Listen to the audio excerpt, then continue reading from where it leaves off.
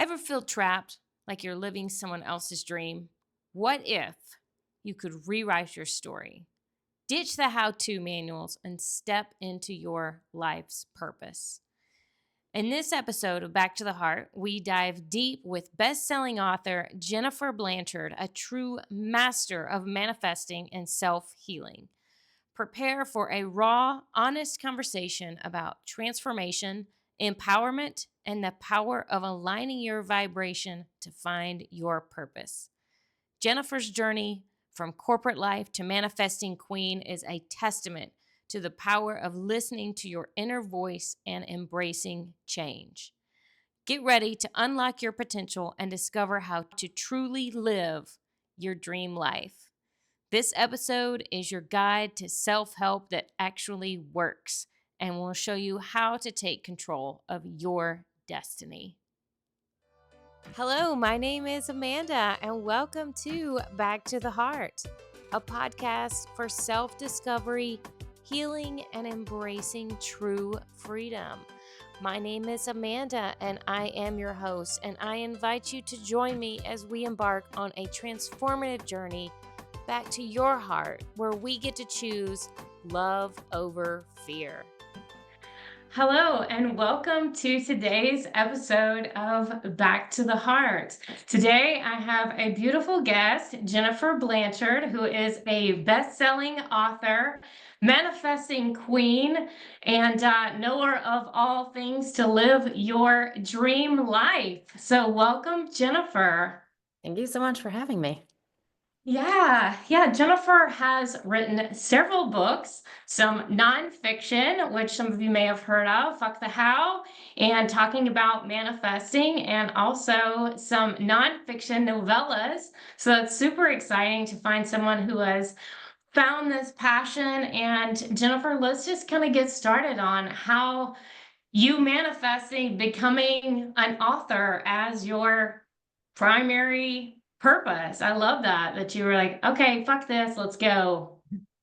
Yeah, so I would say I kind of always knew this is what I was going to do with my life. So from age 11, I was like, I'm going to be an author. That's what I'm going to do.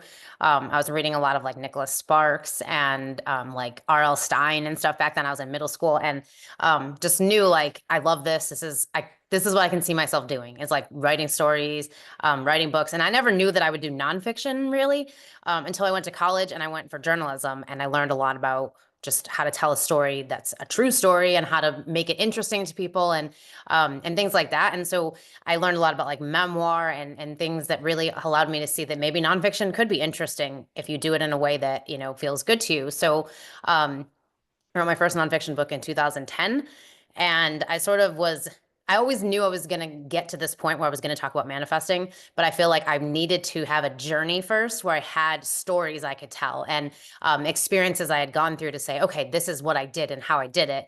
And so I kind of like to, like I always say, I lead from the trenches, meaning like I'm in the process and I teach from being in it, right? I'm not like a million miles ahead looking back and being like, this is what you need to do. It's like I'm doing it as I'm explaining it, as I'm teaching it, you know? So like the books I'm writing are alive in the sense that there are things that I'm either learning now or have experienced now that I'm now like, okay, I have a nuance that I can share that's different than how I could have shared it a couple of years ago because I've learned so much since then. So yeah, I think it was a very long process of having corporate jobs, knowing that wasn't the right fit, deciding I was going to do what I actually wanted to do, quit my job in 2012 to become a full-time author.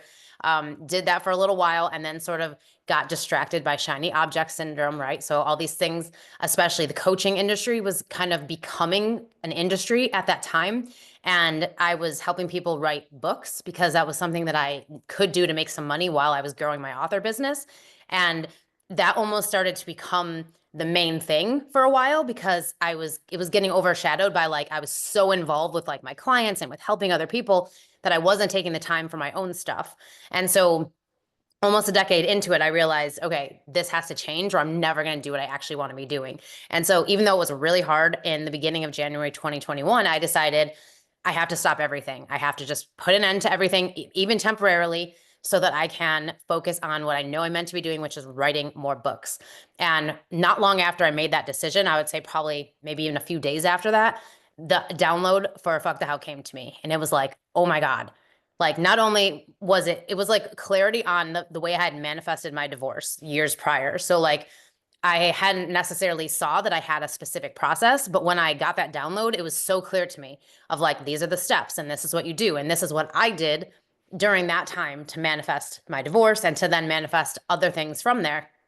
And so I wrote that book, and then from there I just continued on, and I've got now 3 manifesting books and a 4th one in the works. That's awesome. I love that because life is a journey and we are all on this same journey ourselves. And I think that's really profound to be able to, speak from a vulnerability place of, hey, I'm still learning this as I go, and things are going to change. And, you made the pivot from corporate to doing the coaching, but you listen to yourself, to that intuition of this just isn't really aligned anymore. I think so many times people think, everything has to be this all or nothing decision, and I'm going all in or nothing, and I have to do this forever, and if I move I have to live there forever, if I have this job I have to have it forever, if I meet this person it has to be forever. And it's this scary part of us. It's like afraid to make a change and to feel like we're stuck in something. So I love that you really listen to yourself and were like, hey, I love this now, but this shift has happened. So I'm going to pivot and make a change now, knowing that you can change at any time, right? Yeah. And it's funny you say the all or nothing thing, because I feel like I have suffered from that for most of my life. And even now, sometimes I catch myself being very all or nothing about things. And so I've had to really get more like aware of it and notice when I'm doing that, so I can go, wait a second. Okay. Like, let's take a step back, because we always get to try the things we want to be doing, the things we're interested in. I call that test driving your dreams. So like the idea of just taking some time to either research something or try it out a little bit and see if you like it before you just go all in on it, before you decide this is the thing I'm going to do, and giving yourself permission to change your mind. Because like you said, people can get very stuck in things thinking they have to do it forever, or it has to be the thing that they do for the rest of their life, or the person they have to be with, or the job they have to keep. And it's like giving yourself that permission to know that when something no longer feels right to you, even if in your mind you have all these reasons why you shouldn't change it, or it's not a good idea, or you have almost like what's called sunk cost of like, well, I've been doing it for X amount of time, so I Yes. might as well just keep going. It's like, give yourself permission and know that if it doesn't feel right anymore, you get to change it. And even if it's just a tweak, right? It doesn't always have to be a major change. It could just be, well, I don't like where I'm living and I like the town I live in, but I don't like this house. So now I need a different like house to live in. Or maybe it's just I need to change up my space a little bit so it feels better to me. And then it can be the same house, but just have a different vibe, or, things like that. Or maybe if it is a decent relationship and you're just not feeling what you used to feel, maybe it's just, okay, maybe we need to get reconnected. Maybe we have to go deeper with the relationship, or maybe it is time to end it. Like, I think you just always get permission to feel what you're feeling, and then to decide if you need to make a pivot, if you need to just tweak something, because sometimes it's not a major change that's required. Sometimes it's just something really small that can change everything. Yeah. And what I've found is sometimes it's just taking that little step, because my people pleaser, over controlling past personality was like, okay, well, if you go in, then you need to know steps 2, 3, 4, and 5, or plan B, C, and D. Yep. And, oftentimes when we take our eye off the ball of plan A, and we're expecting to see plan B or C, then we're never going to reach plan A. So it's like, let's just take that first step, assuming the best case scenario of plan A is going to work. And once you start taking step 1, 2, 3, then you're going to either continue to stay in that flow and this works, or it's okay to make a change at any point in time. I think that's critical to know that. Yeah, Yeah. and I honestly don't think that making a change means you're going with plan B or C. I always say there is only plan A, because to me, Yes. plan A is this or something better. And sometimes you start doing something and then you notice a tweak, you notice a different angle, and then that becomes a something better. So it's still your plan A, it's just a different version of it. And maybe not how you imagined it at the beginning, but it becomes something better than you could have imagined. Like, if I had said to myself in 2010 when I was writing my very first book, um, like, I'm going to end up here. I could have never known that, right? Like I could have never known I was going to write these manifesting books and I was going to, be able to talk about it in the way that I do and share in the way that I do. Because back then I was just getting good at being consistent. Like my first book was about how to overcome procrastination because I was so bad at doing the things I wanted to be doing. So like, if I had thought, well, I had to be here, I never could have figured out how to get here, you know? So it's like, this is my plan A and it has been all along. It's just, it took different iterations to come to this place, you know? I think where people get stuck is when they want plan A, but then they plan for B, C, D. So they're like, well, in case this doesn't work, I'm going to do these other things, or I'm going to have this going just in case. And it's like, if you come up with a plan B, a plan C, you're going to get those because you're putting energy into them versus knowing that you always get to have what you want or something better. So if you keep focused on plan A with an open mind that maybe the universe is going to show me another angle or another opportunity that I didn't realize I wanted to begin with. And just like staying open while knowing what you want, I think is the key to continuing down the path of plan A. Yeah, I love that because what we focus on, that is what we're going to attract. Right. Yeah. I love how, you talked a little bit more about not only just the law of attraction, but that vibration frequency. Do you want to expand a little bit on that and tell our audience that maybe haven't heard as much about that side of the law of attraction? Yes, yes. So law of attraction says that like attracts like, right? But what they miss a lot of the times when people say that is like attracts like at the level of vibration, which means everything in the entire world, including us, is vibrating. We're all made of energy. Everything is made of energy. So everything has a vibrational frequency and each frequency is unique. So in order to attract the things you desire to have, you have to match the vibe or the frequency of those things. And the way to do that, there's really a couple ways to do it. So the first easiest way is to just feel good, because when you find ways to feel good, you're matching the vibe of everything you desire to have that also feels good. Because the reason we want the things is because we believe it's going to make us feel better. We're going to be happier having it. We're going to be more excited about life if we have the thing we want. So you're going for the feel good in everything, no matter what it is that you want. So if you just find ways to feel good now, you're matching the vibe of what you want and everything else that is on that same vibe. Another option is if you can think of the specific emotions that you believe you'll feel having what you want. So let's say you're like, I want a new car. Well, what emotions do you believe you'll feel having that new car? I'm going to feel excited. I'm going to be really happy that I get to drive it. I'm going to feel proud of myself because I was able to buy this myself. Like those are emotions that you can create now.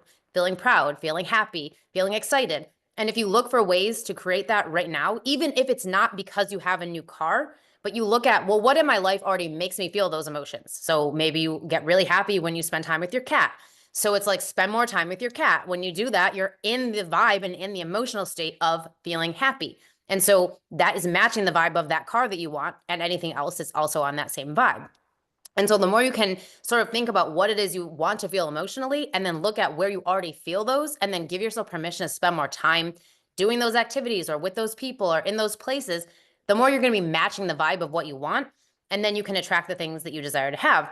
And then the other thing you can do is you can ask yourself, what else could I be doing more for myself? So maybe it's like, well, if I went on a walk every morning, I would be really happy.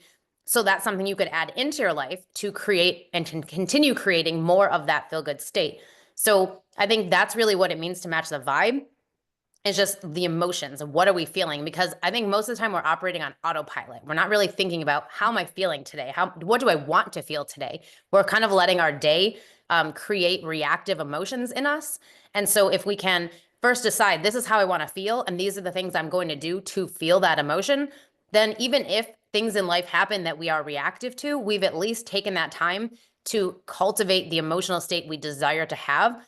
And even doing that for 5 minutes a day is way more powerful than just continuing to live unconsciously. That's so true.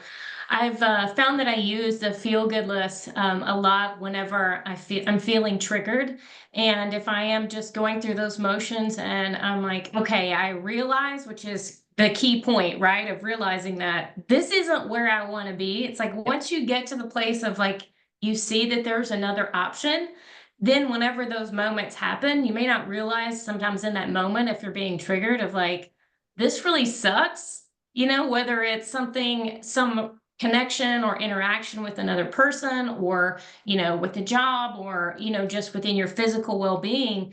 Sometimes it's just getting yourself out of that funk and feeling like, okay, I know that I don't want to feel this way, so what are those things on my list that can get me out of it? And for me, sometimes it takes more than one thing on that list.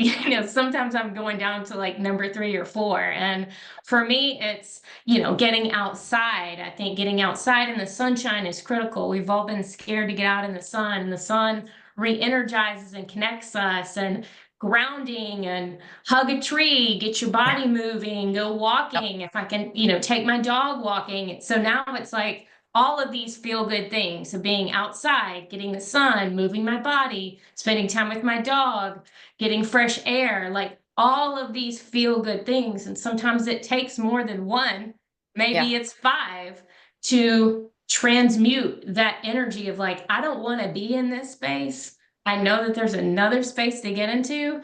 And it's not like a toxic positivity or I'm just going to fake it. It's okay to feel those feelings, but it's just knowing that, okay, I have a time and a place to feel these frustrating feelings, or the not vibe that I want to be in, but knowing that I have the choice Yes. to get out of it.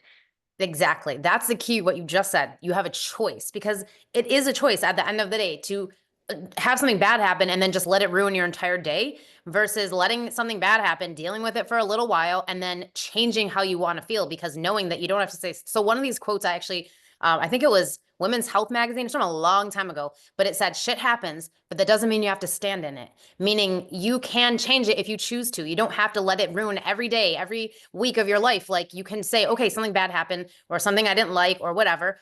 Deal with it for a few minutes, and then choose intentionally that I don't want to stay here. I don't want to continue feeling this emotion. I want to feel better. I want to feel good. And using things like the feel good list to get yourself out of that Mhm. state. Like, music is a really good one. I think is easy Oh for yeah. people. Put on some music. I have like a feel good playlist. So it's like, I know I can put that on at any time and it's going to change how I feel, because I'll start singing and then I'll start moving to the music. And next thing I know, I'm like dancing through the living room with my dog, and forgetting that something even happened. So I think it's just having the tools, knowing that they're available to us, and then giving, again, permission to not stay stuck in it, because otherwise we will allow ourselves to just wallow in those bad feelings because we're used to it. And so it is a practice, and it is a choice to say, I'm going to feel what I'm feeling, and then I'm going to go do something to make myself feel better. And that's the way to cultivate not only a happier life, but also to be continuously in the vibe of the things you desire to have for your life. Yeah, because it's so easy to get wrapped up. And whenever, those things that don't make us feel good happen, then our natural tendency is to look for, well, this sucks. So then something else is going to suck. And then something else sucks. Yep. And then it's like this snowball effect that we have the power to decide which direction is this snowball going to go. And it's oftentimes I get in that place where I'm like, oh my God, all of a sudden there's like 4 shitty things happen. And it's like, oh no, I'm creating this because I am in that space and I am attracting more of it. So, what are those feel good things that I can go back to get out of it? So, I love that so much. And that kind of leads me to the next thing I wanted to bring up was one of your references to the certainty list of, just seeing, we can look for the things that are going to go wrong, right? But we can also flip that and look for the things that are going right and look Yep. at the things that we are certain about. So will you expand a little bit about the certainty list? Yeah, yeah. So the thing with manifesting that you hear a lot of times, like teachers and in books and things, is people will say you have to be certain and you have to have expectation of the thing you desire to have showing up. Otherwise, it's not going to come. And I don't really think that that's true, but I think if you want to cultivate more certainty and more expectation around what you're manifesting, the way to do it is to have a list or some sort of a practice where you remind yourself of the things you feel certain about, of the things you're like, I know this 100% to be true, of good things, obviously, not like negative things. But like, for example, I 100% know that I was always meant to be a writer, that I was born to be a writer, that this is what I was meant to do with my life. Like, I couldn't think of anything else that I feel more certain about besides that.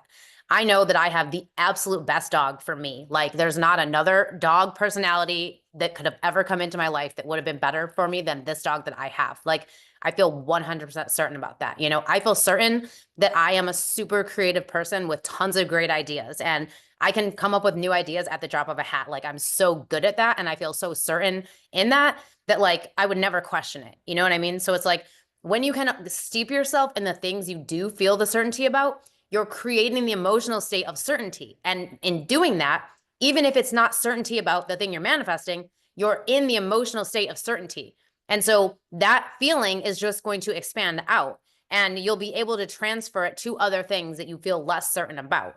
And so you can look at, well, what are the things I feel certain about with what I am manifesting? So if you're manifesting, again, I keep going back to the car. So it's like if you're manifesting a car, it's like, well, what do you feel certain about relating to that car? Well, I feel certain that I will find the right car for me at some point. I feel certain that I can afford to buy this car. I feel certain that I have the job or the business that supports me in being able to financially handle whatever I need to with this car. And it's like, maybe things like that, it's not necessarily the car itself coming into your life, but it's like, what do I feel certain about with regard to this? I feel certain I can trust myself to make the right decision when it comes to this car, like whatever it might be. And you can just tap into the things you do have some certainty about, and that will just create more of it around that thing that you're manifesting and around the other areas of your life where you would like to feel more certain. Yeah, I love that for sure. Um, Another thing that as it really inspired me, you had where I found your work, Jennifer, was a friend of mine had referred me to you, and I found you on Facebook, and you had the 100-day challenge at the end of the year last year. And I really think that that is beautiful because, as you have mentioned so many times, people at the end of the year are like, oh shit, what's left? And I didn't get these things done. And like, oh, well, I'll just wait till next year. I love that you inspired yourself, in finishing your book, and you really inspired me with that 100-day challenge because that was right at the time whenever I was getting started with creating this podcast. So I really want to extend my gratitude to you and lighting that fire under my ass that I really needed to do to take Yeah. the steps. And sometimes it's just one step, and there's going to be things that get us off track, or we see something shiny, or have the self-doubts or whatever it may be, but it's just one step each day. So it has really been a true blessing to be able to have that inspiration behind that 100-day challenge that you put out the end of last year. So I really appreciate that and getting me Yes. started and sharing this with you today. Yeah. And look how far you've come. That's amazing. It's amazing. Exactly. And it's a fun challenge. Exactly. I actually do that challenge every year. So last year was the ninth year that I had done it. And the reason I started it is because I discovered that my birthday is actually 100 days left in the year. And so I thought, how fun is that to like take my birthday as a day to go, okay, what am I going to focus on for the next 100 days of this year? And like really end my year on a positive, upbeat note, no matter what's going on in my physical reality. Because this past year was a little chaotic, and I was sick during half the month of December. Like I had a lot of stuff going on that just like was kind of taking my attention away. But having my goal and having the stuff I was focusing on with the challenge helped me to still finish the year, having my book completed, and actually having recorded an audiobook that I wasn't expecting to have time for, but I was able to squeeze it in. And so it's like, I just love having like, I personally am just big on challenges and big on like, okay, I'm going to set 30 days and this is what I'm going to do. And that just helps me to like have a time frame and to know that I'm not doing this forever, but I'm just really focusing on a set period of time that's going to help me to make something happen. And then the community aspect, having other people doing it along with you just makes it a lot easier to stay accountable, because I'm like, well, I'm leading this thing. So I got to make sure I show up, and I got to make sure that I Yeah. do what I said I'm going to do, because if I don't, then I'm not a very good leader. So that helps me too. And I love having other people that actually join, and getting to see that they made progress too. They achieve their goals, because it just makes me feel like this is why we do this, right? Like this, having just people around us who think the same way we do, and who help us to feel motivated and inspired to go for the things we want for our lives. Yeah, I think it's really easy to get in a silo of thinking that we're out here all alone and we're going through stuff that nobody else knows, nobody Yep. else understands. And to be able to find a community that can help you reach your goals is so important. And, regardless of who that's with, I might not be somebody's, might not like me, and that's okay. Yep. Somebody may not like you, and that's okay. There's Yep. plenty of people out there who have different communities who you can help rely on, whether it's something in your, physical life, your finances, your personal relationships, but having that community and that cohesive unit to help keep each other inspired is so important. And I feel like I've really seen a lot of shift in myself as I've gone through my own personal healing journey, and that people around me, I realize, just like kind of refreshing back what we were saying earlier about the energy, and we keep attracting more. It's like when you start making those little shifts, even the people around you start to shift, because no longer am I vibing with that same negative energy and frequency that I was with before, of people who are complaining all the time and still not making any changes, or complaining Yep. about the same thing. They're talking about other people to help themselves feel better. They're complaining about the weather all the time, the news, the politics, whatever, all these things that are outside of them, without looking within and doing that work within. So for me, it's been a unique challenge to kind of come back to myself and find that community of people, because oftentimes it's not the people that are physically around me anymore, which were what I call situationships, Yeah. of like they're just convenient because they're close. Now it's like proactively selecting the community that are in alignment, that are reaching for those same goals, and aren't letting the bullshit on the outside take them off the path every single day. Yeah. Yeah, No, that's so that's true so true because because I don't necessarily, because they say the five people you spend the most time with, you're going to be more like those people. I don't know that I necessarily agree with that. I think maybe that's true if you're not conscious of like yourself and how you're doing things, then it is easy to like let other people kind of turn you into like a version of them. But I think if you're someone who knows what you want, who's focused, who's going for the things that they desire, who has awareness, then you can be around people that aren't necessarily doing that, and it's not going to drag you down. But I think it's important to also have people that we can go to, that we have not only just like as confidants, as like I can tell you things, I can talk to you about stuff, I can vent when I need to, and you completely are going to be supportive of that, but you're going to also catch me and say, okay, it's time to rethink differently and to change how you're thinking, because if you don't have that, it is a little bit harder, I think, to do it for ourselves sometimes. So like I've always had an accountability buddy, and that has helped me to have somebody that I know I can always turn to and go, hey, this is what's going on right now, or I'm feeling really frustrated, or whatever it might be. And then they can recognize things in me that I'm not going to catch myself, and they can go, okay, I'm noticing that you're being a little all or nothing. I'm noticing that you're getting a little perfectionist about it. Like maybe you need to take a breath. Maybe you need to step back and just look at things from a different perspective. And it's like, it's so helpful to have that,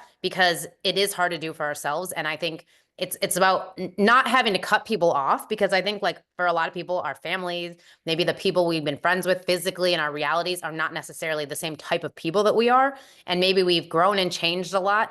But I don't think that necessarily means we have to get rid of those people. I think it just means we also have to make sure we have community that is people who think like we do and who understand the things we do, so that we can keep growing and expanding ourselves and not get pulled down into the complaining, the nonsense, etc. Because for me, like my accountability person, she will call me out if I'm talking too much negative about myself, or if I'm complaining about something too long. She will literally call me out and be like, hey, you have to stop now. Like it's time to go down a different path. It's time to whatever it is. Versus my mom will just sit there and complain with me for an hour because that's what she does anyway. So like, Yeah. I'm not going to get pulled out of it in that situation when I would want to be pulled out of it. I wouldn't want to spend an entire hour complaining about something. So it's like I love having that space where I know I get to spend time with people in my life, and I also know that I have people who can help me to continue growing and expanding beyond where I am right now.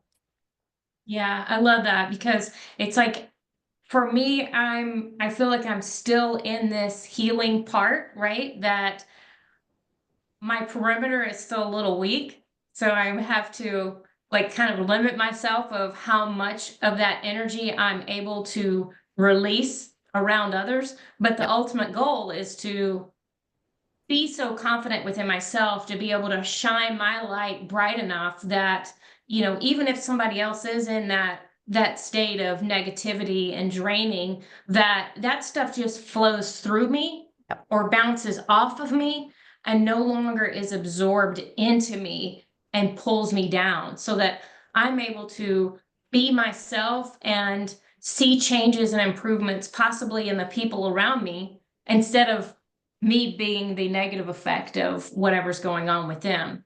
Yeah. And also, there's a law.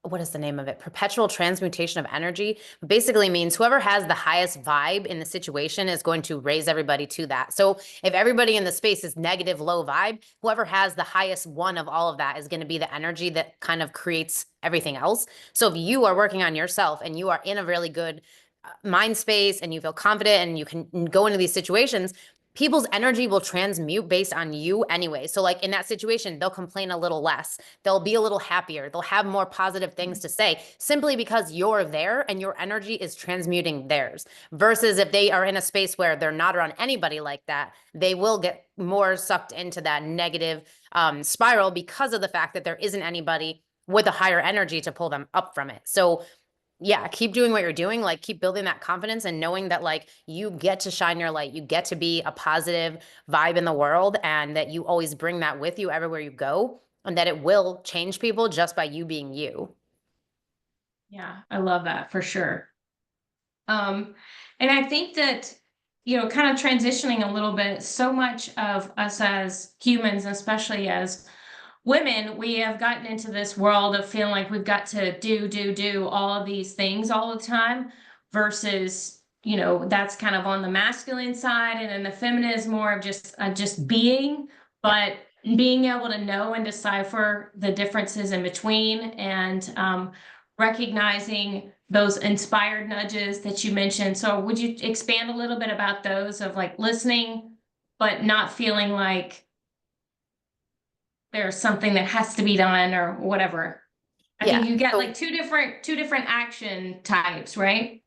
yeah, yeah. So basically, with manifesting, with whatever it is you're desiring to create for yourself, there are two parts, right? Because you do have to have the action part, and that is a big part of manifesting. I think a lot of people think manifesting just means I'm supposed to sit here and do nothing and things are just supposed to happen. And it's like, well, sometimes that might happen, but most of the time you're going to be doing something, right? Because manifesting is an active, like I would say, receiving is an active thing. It's not, I'm going to sit down on my couch and just twiddle my thumbs until what I want shows up and falls in my lap. It's like, there's both parts, but there is a big part that we're not as practiced at, and that is the leaning back, the surrendering part. Like, we're all really good at action most of the time, especially people who are motivated and who have big goals, because we know that we have to take action or nothing's going to happen. And so we are constantly in that do sort of energy. And the other part of it is like knowing when we have to lean back a little bit and go, okay, I've done enough. I've taken enough action now. I also need to let the universe do its part, because it is a co-creation, right? So we're not trying to do all this ourselves. We're trying to co-create with an energy that wants to help us make things easier for us, give us more opportunities and solutions and things we maybe don't have in our limited vantage point. So by being open to, okay, I'm going to ask for what I want, and I'm going to talk about the specific way to do that. But knowing what you want, and then knowing that the universe will work with you to get it, and that you don't have to do every single thing yourself, that it's not on you to do everything. You get to lean back a little. You get to have a little bit more surrender and trust that, okay, as long as I'm not just sitting here doing nothing, the universe is going to show up for me and help me, as long as I'm moving in a direction, right? So I think it's a couple of things. So first, I used to say ask, right? Ask for what you want, tell the universe what you want. I used to use like a surrender statement, which you can still do if you're feeling like I'm very, like, I'm not good at surrendering. But really, I think the key thing is gratitude in advance. So rather than having to ask for things, because I think asking sort of comes with this permission thing where it's like I have to get the universe's permission to have this. And that's not at all the case. Like, the universe sends you your dreams and desires because it wants to experience them with you. And so you don't need to ask.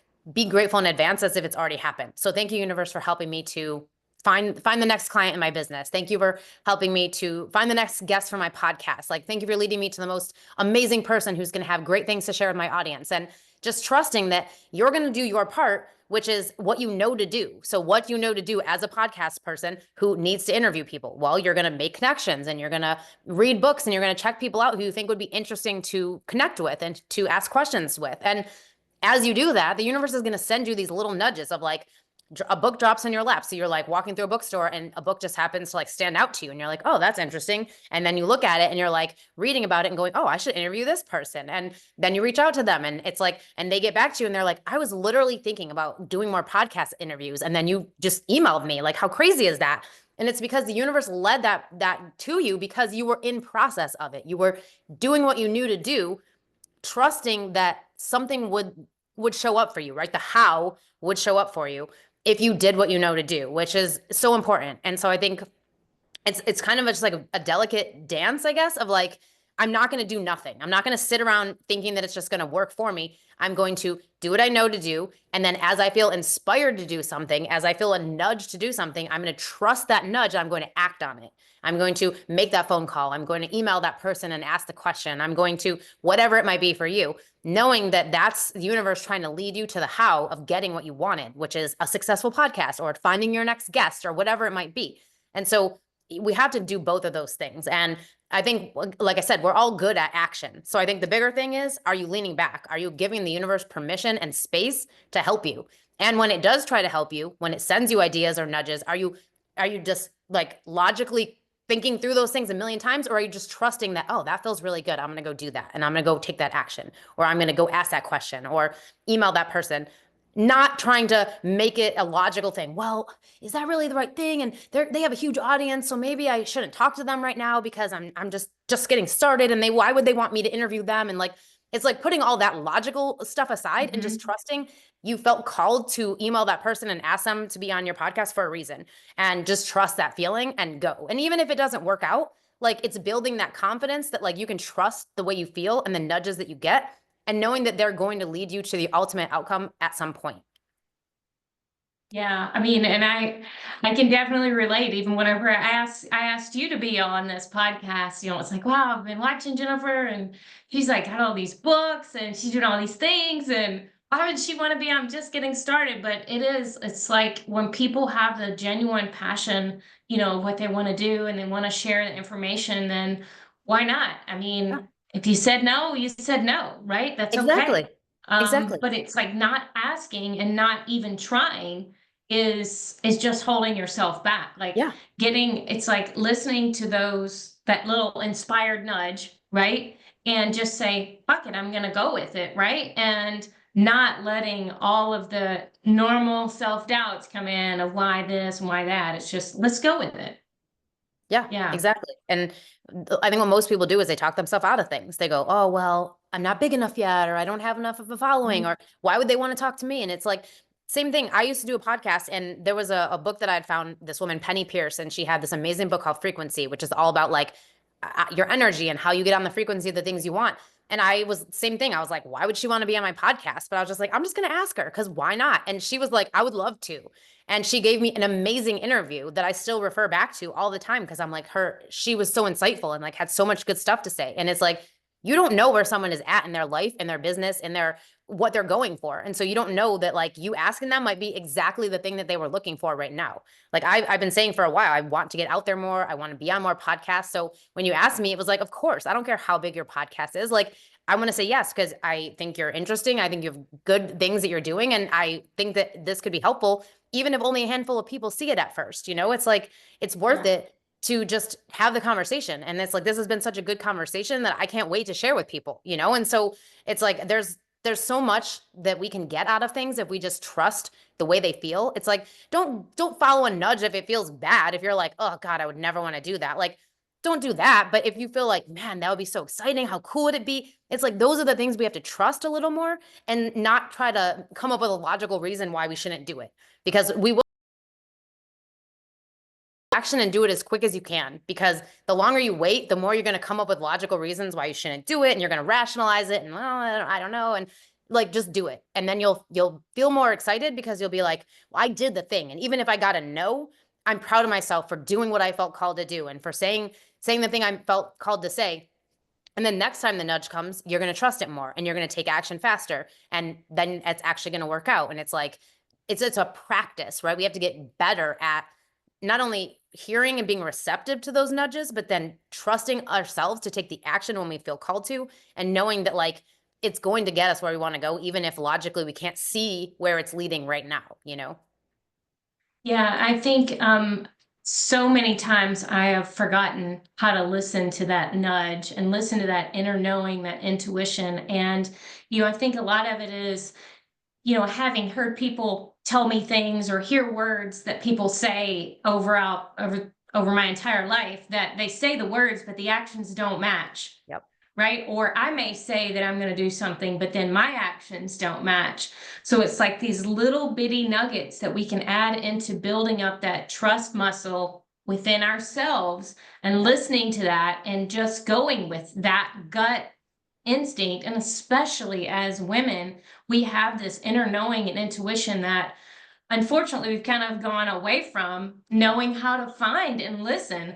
So I think there's probably even a lot of people out there listening who may be in a place where they know that, or they have a feeling. Let's say they have a feeling. They're not in the knowing yet. They're in the feeling that I'm not happy with what I'm doing. I'm not happy with where I am, be it a job or a relationship, but not even knowing what they do want yet. Because for me, I kind of got into a space where I kind of disappeared into the relationship. I kind of disappeared into the corporate job. And I had gone through so much people pleasing that I didn't even know really what I actually wanted, Yep. to say, okay, well, once I know what I want, then I can not care how it's going to happen. I just can get to it. But some people just don't even know how to know what they want. So, what would you Yeah. say to those people? It's just recognizing that this isn't it. I don't know what I want, but how can I get back to myself, to listen to myself, to know what I actually do want? So I think I don't think that we don't know what we want. I think it's that we either haven't given ourselves permission to want it, or we've maybe just um like been disconnected from it for so long that we almost feel like it's not possible for us anymore. And so it's really, I think, about permission. It's about deciding like I get to have what I want no matter what it is, even if it feels like a pipe dream or it feels like something crazy big that it's like I don't even know how I would make that happen. But giving yourself permission to just know that you get to have whatever it is you want, and then permission to be okay with whatever it might be, because like I said, I think we always know what we want. Maybe it's been hidden from us for a little while, or we kind of feel like, oh well, it's never going to work out, I'm too old, it's too late, like whatever. But if you just took all of that away and you were just like, let's say in a white room with nothing else in there, it was just like white walls, white floor, white ceiling, and you're just standing there all by yourself and no one was going to listen and no one was judging you, and you could just say what you actually wanted, I guarantee almost every single person would know exactly what they wanted, or some version of it. They maybe not know the exact thing, but they would be like, I want to be happier. I want to feel better every day. I want a better relationship. Like they may not be able to pinpoint, I want this specific thing, but they know in general what they want, or in general, like version of what they want. So permission, I think, is the biggest factor with knowing what you want, is just granting yourself that permission to actually say what it is, and permission to admit it to yourself, if nowhere else, to the universe, maybe to someone else, if you feel someone that you feel comfortable around telling them that this is what you want, like, because it starts there. And once you can do that, then you can move towards something. But until you can do that, you're not going to have a direction. You're just going to be kind of just stuck wherever you are, because you're going to just tell yourself, well, I don't really know what I want. And honestly, I think not saying you don't know what you want is also a really good excuse to keep you small, to keep you stuck, to keep Yes. you feeling like you don't have to make any changes, even though you really want to. But it's like it's easier to not have to admit what you want, because once you admit what you want, then you have to deal with all the things that come along with it, like not knowing how, feeling disappointed it hasn't happened yet, worrying that it's not possible for you. And so I think it feels easier to just not admit it sometimes. But if you can just take all that away and just go, I'm just going to say what I want right now. It's like, admit it. And that for me was a huge step. Like when I was manifesting my divorce, that was so huge for me when I decided I was going to have the universe, I was going to surrender the outcome of my relationship to the universe and have the universe decide for me what I wanted, like, or what was going to happen. It was like, that was my first time that I admitted that I knew I wanted something better. And I didn't know exactly what it was, if it was that relationship changing or if it was the relationship going away completely and a new one coming in. But I just finally allowed myself to admit that I wanted something better than what I had. And that was such a huge step. And then everything else sort of unfolded from there. So I think it's just that permission and then allowing yourself to know that like you get to have it as long as you can at least look at what it is that you want. Yeah, for sure. So you brought up that previous relationship. There was one part in "Fuck the How" that I think is worth bringing back up to the audience about, kind of releasing what your feelings are. And you talked about writing. I don't know if you said writing or like creating like this soul conversation Oh, yeah. with your ex. Do you tell the audience a little bit more about that? Because I think that's really helpful for people to use, whether that's in a relationship or a friend or a family member or something. I think that's a really important tool to share. Yes.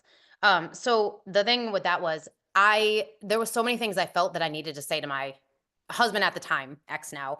But I just knew that I would never be able to get the words out in person or physically because not only had I tried before, but it was just like even when I had tried, he wasn't receptive to how I was to what I was saying. He just sort of would brush it all off. And there were just things that I knew I could never ever say to him in person or to his face because they were just not he wasn't going to take accept them. Some of them were even not things about him, but more about like just me and how I felt about something and experiences I'd gone through in my life that he wasn't even willing to hear me out about because he had a belief that it was I shouldn't have acted that way or I shouldn't have made that decision. And so it was like I couldn't even talk to him about certain things because he would just shut it down right away. So what I did was and this was actually an inspired action or inspired nudge that had come to me was that I decided, okay, I'm going to have a soul conversation with him. And I actually have done this with not just him, but with other people as well, where I got into a meditative state. So just close your eyes, do some breathing. And then I called his soul in to speak with me. And I imagined like a chair sitting in front of me. And I imagined him or his soul, whatever you want to call it, like sitting down in front of me. And then I just said everything I had to say in the meditation. So it was like me in my mind talking to him in this meditation. And I was like saying all the things I needed to say, like all the things I felt all these years that I could never say to you in person because you weren't receptive or you weren't willing to hear me out. And I just said everything I needed to say. And I felt like as I did that, not only did I release that from myself, but I almost felt like he heard all of those things, even though he maybe didn't hear it on a physical level. Like I feel like his soul got the message. And I feel like that was a big part of the process of him getting to the point where he was ready to say he wanted a divorce. It was like whatever needed to happen for him happened through that conversation and it led to him to take other actions and do other things in his life and got to him to that point where he just realized that it just wasn't right anymore. And I had realized that a while back. It's just we hadn't come to that agreement together. And I feel like that was a huge thing. I've also used that same meditation with I called him my between relationships guy. So like the guy that I would always go back to between my relationships because I was in love with him and obsessed with him. But for however many years we had been going back and forth, he just wasn't that into me. You know, like he was into me enough in the moment, but he wasn't willing to rearrange his life for me. He wasn't willing to go deeper with me on anything. So it was like I just kept wasting so much energy in that situation. And I was like, okay, I have to let him go, but I will never be able to do that if I don't tell him that I'm in love with him, that I want to be with him. And like, even though I couldn't say that to his face because I knew that physically that was just not the right thing to do, I did it in a soul conversation where I was like, I have to tell him these things or I'm going to tell him in this meditation. And I did that. And I really feel like that was a big part of me being able to finally put the nail in the coffin of knowing that that was never going to be the right thing for me.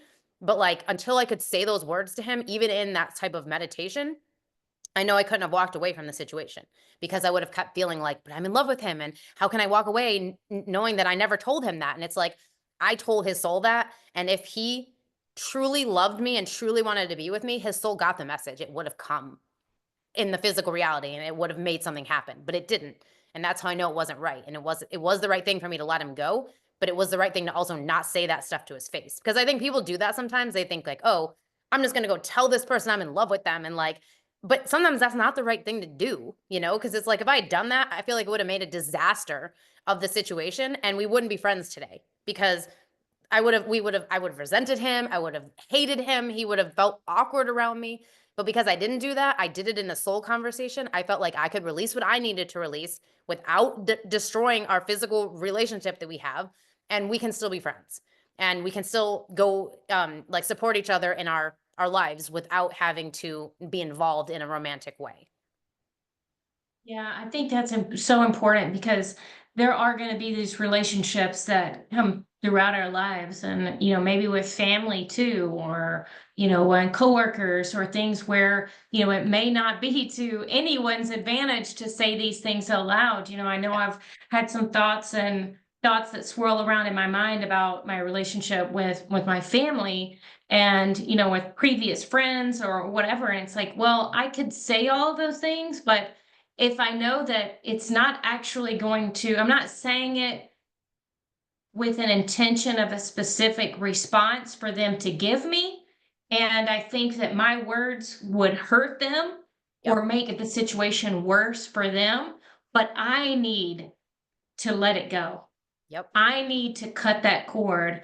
I need to release that. I think these types of conversations, just getting still and being in that moment, in that meditative state, are so incredibly important. So I Yeah. congratulate you on seeing that and being able to release that. And I hope that somebody out there is listening and maybe going through a situation where they have something that has been bottled up. And I find that when these stories get in our heads, they just get crazier and faster and, just kind of swirl around so much. So getting it out, whether it's in a meditative state and you're just saying it to yourself with your eyes closed and nobody hears it, or writing it down, can definitely be therapeutic and getting the story on paper, even if that piece of paper is immediately shredded or burned or Yep. frozen or whatever, but just getting the story out Yeah. of where it's getting Stuck.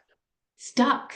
Yeah. Because it's like these emotions and these feelings, if they're stuck here, then they get stuck in our bodies. Yep. And then we're going to eventually get sick. These emotions get trapped and it can cause physical harm. So Yep. I commend you for seeing that and being able to share that with people that worked for you. And I think that can work for a lot of people. I've done that a lot myself. Yeah, and I think the other thing to remember is that we're all connected, right? Like we're all of one mind. It's just we are separated into individual humans so that we can have a life experience. And at the end of the day, we're all made of the same energy. We're all made of the same stuff. So it's like technically doing something like that, you are sending the message to the other person, even if you aren't physically sending it to them. They are getting that message on a soul level because of the fact that we're all connected. And even if nothing ever comes of it and they don't ever bring it up or anything like that, like you can trust that their soul got the message. Their higher self got the message. And it may change their life in some way, it may not. But the whole point is that you let it go and they got the message. I Yeah, and it swear. was like it was able you were able to release it for you, and you were also able to release them. And Yes. that allowed that freedom within for your ex to be able to feel that release from you, that maybe he was waiting. Yeah, He was exactly. waiting for you Exactly. to release him, of like, he knew it wasn't where, you guys needed to be, but he still loved you and cared for you in a certain way, that he didn't want to hurt you, just like he didn't want to hurt him. But at some point we have to step into our power and do what is best for us, Yep.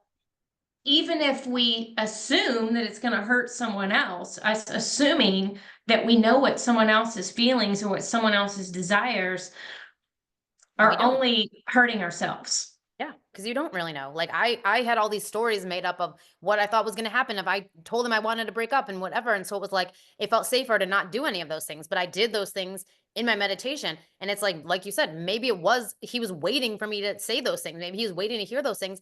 And by me doing that in the meditative soul conversation, he got the message and he felt that release of like, okay, I feel the same way. I get to now start moving my life in another direction. And that's exactly what I think happened because he started hanging out with different people. I'm pretty sure he met another girl. And like it all just led to it's time for us to not be together anymore.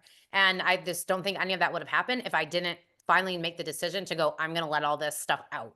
Because, and like, yeah, people will argue and say, why wouldn't you just say it to his face? And why wouldn't you just tell him in person? And it's like the mess that would have been created by me doing that was not how I wanted to handle the situation. Like that was not, and also that wasn't what I was led to do. Like this was an inspired action. I didn't just make this up. Like it came to me one day when I was folding laundry and it was like, boom, I should have a meditative, slow conversation with him and tell him all these things. And like I said, I've used it a lot since then, but it's like that came to me because it was an inspired action, because I was in surrender around what was going to happen with the relationship. And I was just trusting that if I stayed in my positive vibe and my doing my part, that the universe was going to show up for me. And it did. That's wonderful. I love that. Well, where can our audience find out more about you? So the best place is if you want to just check out my books and all of that, dreamliferbust.com. It will take you to my Amazon page with all my books so you can see all the different ones. There's a bunch on manifesting, there's some on test driving your dreams, and things like that. So I think that's probably the best place. Or if you are on the internet and you want to use it, or on social media, of course, you're on the internet. If you're on social media and you want to go to Instagram, I'm on at the Feel Good Life on Instagram. I'm on TikTok at Fuck the How. So I've got tons of videos on there about manifesting and about all the stuff we talked about here. So those are good places as well. Great. Well, I will put all of your links in the show notes, but is there anything that you would like to leave, last words of advice to our audience who are looking to make changes in their life and live their dream life? So yeah, so I would say I'll bring back what I said before, which is gratitude in advance. There's nothing that has changed my life more than gratitude in advance. Like I every single day now I'm using gratitude in advance to come up with solutions, to find connections that I need, to get resources, to get ideas for stuff. I'm always just like, thank you, universe, for helping me to do this. Thank you, universe, for that. It's like I have this ring that I wear right here, and I constantly lose it because I always take it off to put lotion on, or I wash my hands and I leave it on the counter, and I lose it all the time. But I never go looking for it. I just go, universe, thank you for helping me to find my ring. And then it's like a day or two goes by, and then I'm walking into the other room and I get a nudge to check under the couch. Boom, there's the ring. Or like I found this thing in the most crazy ways. It's like, it's ridiculous, but it's because I'm not trying to find it anymore. I'm just letting the universe, like, hey, I'm delegating so much stuff to the universe now. I'm just like, hey, I need your help with this. I need you to figure out this. I need you to do this. And it's like, I always get the resources, the things when I just trust that the answer is going to show up. Like, I'm actually working on launching a second business right now. And this is like totally DL. I haven't even talked about this to anybody. But I need some financial resources to be able to get started because it's a business that actually requires a little bit of some stuff I have to buy up front and some permits and things like that. And so I was like, how am I going to get this money? I don't know. So I was literally like, universe, thank you for helping me to figure out how to fund this business. And like 2 days later, I get nudge to check this, like Google this one phrase, which led me to this article, which showed me this grant. And not only is it a grant for women businesses, but they're literally located in my city. And I was like, how like divine is that? And so I'm going to apply for this grant. And I don't know if I'll get it or not, but the point is like, it led me to that, which could potentially be the financial resources that I need to get this business started. And so it's like, I just trust that now. And I just constantly am handing things over to the universe and knowing that I do not have to figure everything out. I do not have to do all the work, that I get to put heavy lifting on the universe and they can handle it, and it'll handle it really well. The more I'm willing to work with it, thank you in advance, right? I'm always just, thank you for doing this. Thank you for handling this. Thank you for helping me. And I do this all day, every day. And it has changed my life in ways I can't even describe. So that's what I would leave you with. Practice gratitude in advance for all things, big and small, all day, every day. And the more you do it, the better you're going to get at it. The more you're going to be able to surrender, and you're going to see miracles show up. I love that. That's so true. And if you read any kind of leadership books or podcast or training courses, it's always about delegating and trusting that you have the right team in place. Who better to delegate as a leader to than the all-powerful universe, and Exactly. trusting like that's your biggest teammate Yep. right there. So as a leader, if Co-creator. you can't delegate to somebody who can do the job better than you, then what are you doing? Right. Right. So That's the that's thing. It's a key. practice. Practice it. It It does take is. practice because it is an act of surrender. But the more you do it, the better you get at it, and the more you're going to trust it, and you'll start to see results, and you'll realize, oh, why have I been working so hard when I didn't have to? Great. Yeah. Well, thank you so much, Jennifer, for coming on to the call today.